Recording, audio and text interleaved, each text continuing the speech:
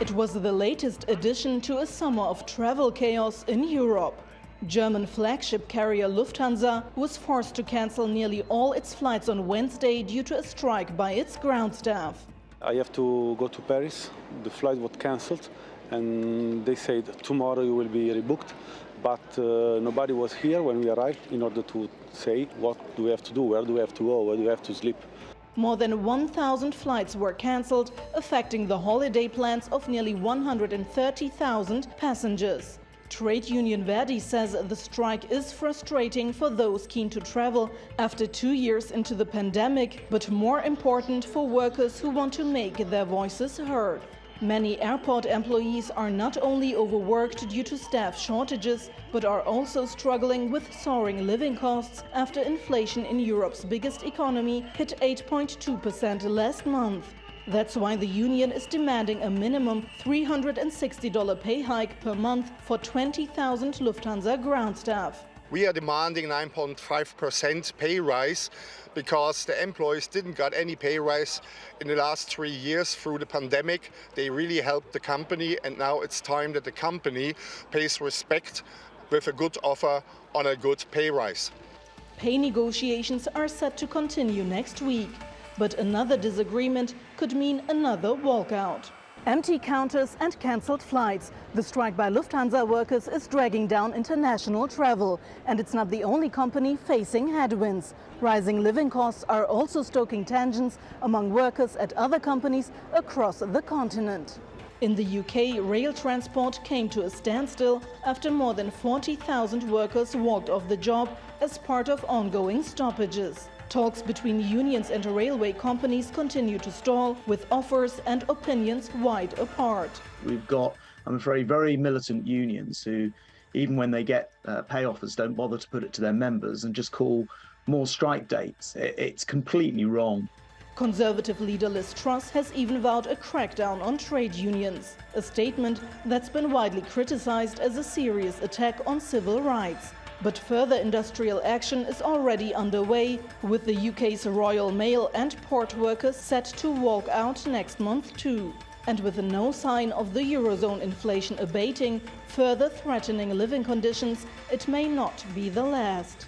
Sibel Karkus, TRT World, Berlin.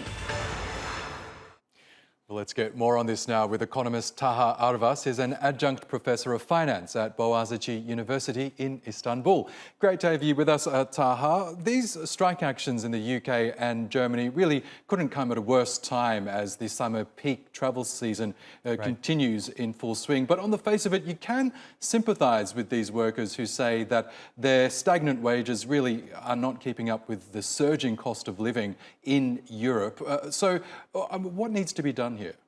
So I think the workers are obviously right in saying that they haven't had a pay increase in 3 years in Germany, whereas in the UK, wages have been stagnant for almost 10 years. There hasn't been a real increase in wages in a decade. So both the workers are correct in their assumptions, but in their statements rather, but at the same time, the employers are saying, well, we're in a difficult position now, we have all these higher costs. So both sides are correct, let's put it that way. That's right, and you'd think that really these airlines, these railway networks really won't have too much of a choice, but will have to give in to some of their demands. It's just a question of how much their pay rises will be. But it's inevitable that those costs will be passed on to passengers, isn't it? It is, but I think this is the period of inflation, global inflation we're seeing. Last week, British Airways workers didn't go on strike. They got a 13% increase. And so this week, these other unions and other workers are kind of emboldened by that. They see that really these companies have no other choice but to give them these increases that they deserve. But prices will continue to increase in other places because of these wage increases. Now, the commercial aviation sectors in Europe, in the US and even in Australia are really struggling right now because during COVID-19 lockdowns, they laid off literally thousands of workers. Now they're seeing this unprecedented demand for their services, but they just don't have the staff right now. With hindsight, do you think it was a mistake for those companies, airports, airlines to lay off their staff even as travel was at a halt?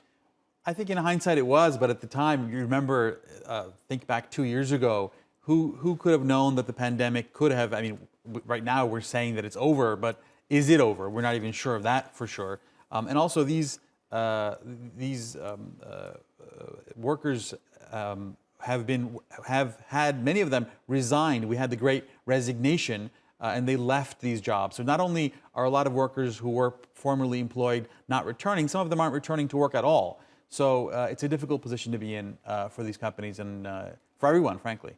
It's interesting because German government officials, as well as the CEO of Germany's biggest airport operator, Fraport, they're actually looking at fast-tracking work visas for foreign workers. And they say, especially from Turkey, those who have airport handling experience, in order to help them with the current staff crunch in Germany. Is that one solution, do you think, recruiting foreign workers to help fill those shortages? The airline industry, especially pilots, are one with a lot of liquid where workers are very liquid, they travel all over the world. So is this an actual proposal, or is it meant to kind of dissuade the unions from saying, listen, if you push too hard, then we're going to have to replace you? I know in the UK, they just passed a law last week where temporary workers were more easily hired. It's kind of like picket line busting or union busting, but you know, each side has its own tactics, and maybe this is a tactic more than an actual idea. May well be. Okay, Taha Arvas, a pleasure as always. Thanks again. My pleasure.